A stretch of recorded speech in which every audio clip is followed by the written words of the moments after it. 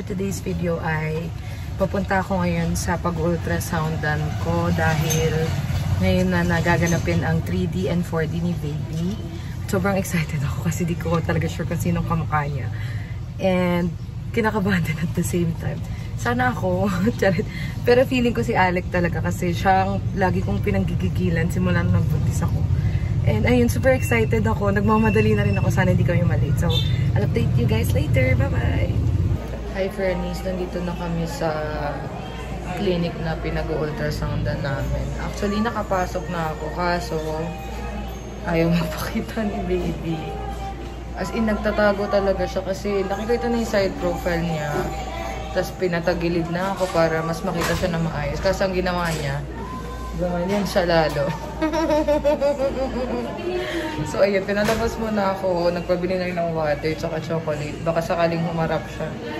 Manang-mana sa tatay. Grabe, sobrang shy type ni baby. Hindi namin alam kung anong gagawin.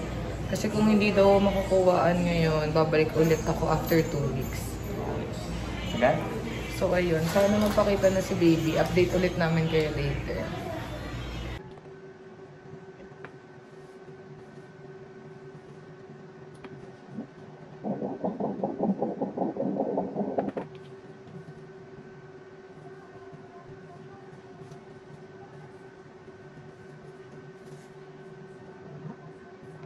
Hi, Fernies. Nakauwi na kami. Hindi siya nagpakita. Sawi ang mga magulang for today's video. Mayayain si baby. Ayaw pa niya. It's not yet the right time. So, after 2 weeks pa daw, babalik kami. So, ayun. Sana after 2 weeks magpakita na siya. Kasi, sobrang nakasiksik siya. Hindi na makita yung side profile niya. At nakaganong, talagang baling-bali ang kanyang leeg. Ayaw niya pang magpakita sa amin. So, ayun. Yun lang update namin ngayon. So, mag-update na lang kami ulit after 2 weeks kung makikita na si baby. Sana, hoping and praying na makita na namin siya. Hi, Fernies! For today's video ay naka-ready na ulit ako. Dahil today ay pupunta ulit kami ni Alec dun sa clinic na pinag-ultrasoundan namin. Dahil kailangan kong magpa-pelvic ultrasound kasi may check-up na ako bukas kay Doc and kailangan niya malaman yung size ni baby, kung gano'n nakalaki si baby. Para updated din kami kung ano yung mga procedures na need niya pang gawin para sa amin.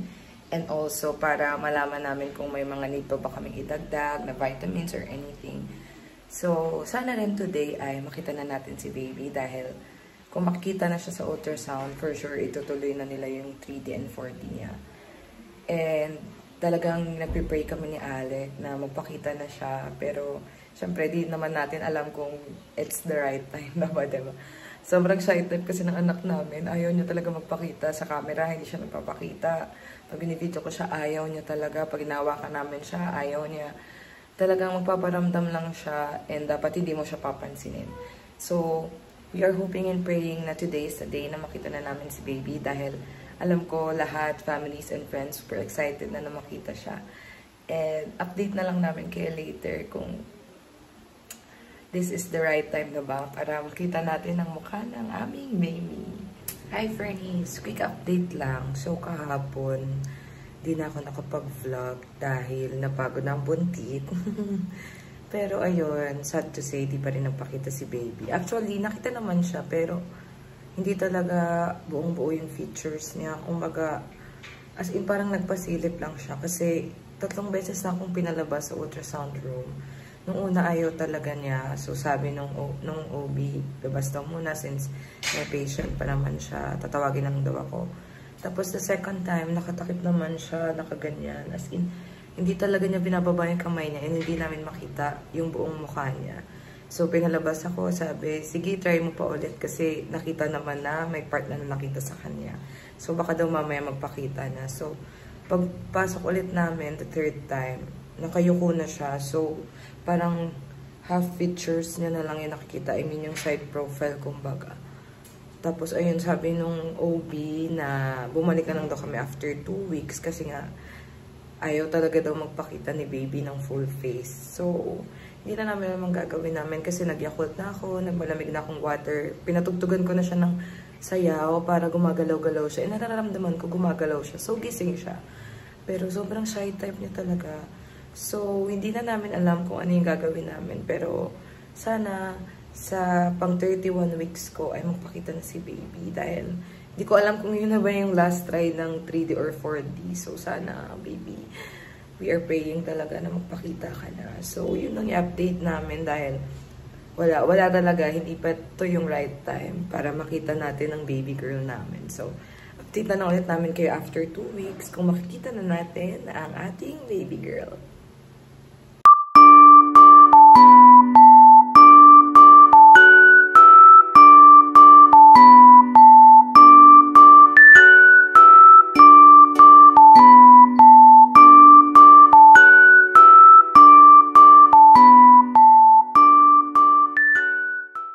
Hi Fernies! For today's video ay naka-ready na naman ulit ako dahil pupunta ulit ako dun sa pinag-ultrasoundan ko and sana this is the right time na makita na natin si baby dahil 31 weeks na siya. So I'm hoping and praying na ito na yung last time na babalik tayo dahil puro intro lang ako sa vlog na to. Wala pa akong napakita sa inyo na itsura na maayos ng aking anak. So ayun, please pray for us na this is the perfect timing na makita na natin si baby. So, I'll update you guys later.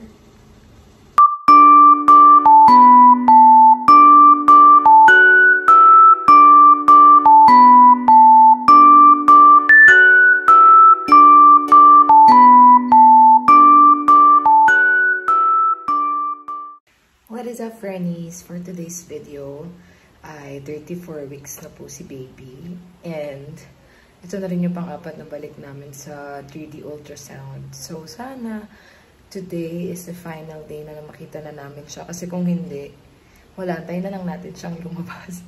So, ayun. Sana talaga mapakita na si baby. Inaantay talaga namin to. Sobrang tagal na. And wala akong ma-update sa inyo talaga dahil ayaw niya talagang magpakita. Like, nakikita siya pero hindi fully na maayos. Laging may nakatakip, may nakaharang. So, sana this time, maging maayos na ang lahat. And, sobrang daming water ko talagang ininom for this week. As in, sabi kasi para daw mas madaling makita si baby, drink a lot of water. So, talagang tinodo-todo ko na ang pag-inom ng tubig. So, update ko ulit kayo later, friends, kung magpapakita na ang ating baby girl.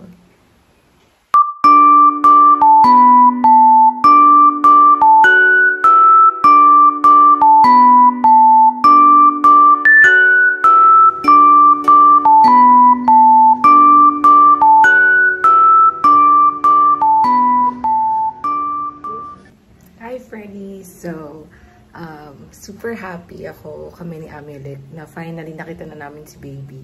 Hindi man siya yung expected namin na 3D na as in marami talagang makukuha ang shots or videos. Pero super happy kami kasi finally napakita na siya. Kahit hindi man siya ganun ka fully buong buo. Pero super happy kami kasi kahit paano naman nakikita na kung sino kamukha niya. And maraming nagsasabi na si Alec nga daw. And marami rin nagsasabi na ako. So, hindi ko alam kung sino talaga yung kamukha sa amin. So, comment down below kung sino sa tingin niyo yung kamukha ni baby. And, comment din kayo kung ano pa yung mga gusto niyo mapanood sa vlog ko regarding my pregnancy. And, sobrang malapit na akong mga anak. And, super excited na ako na finally mahawakan namin si baby's personal. And, mamimit nyo na rin siya soon. So, sana na-enjoy niyo yung vlog na to kahit sobrang iksi and puro salita lang yung nangyari dahil ayaw magpakita ng aming baby girl. So, see you on my next vlog, friends. Bye-bye!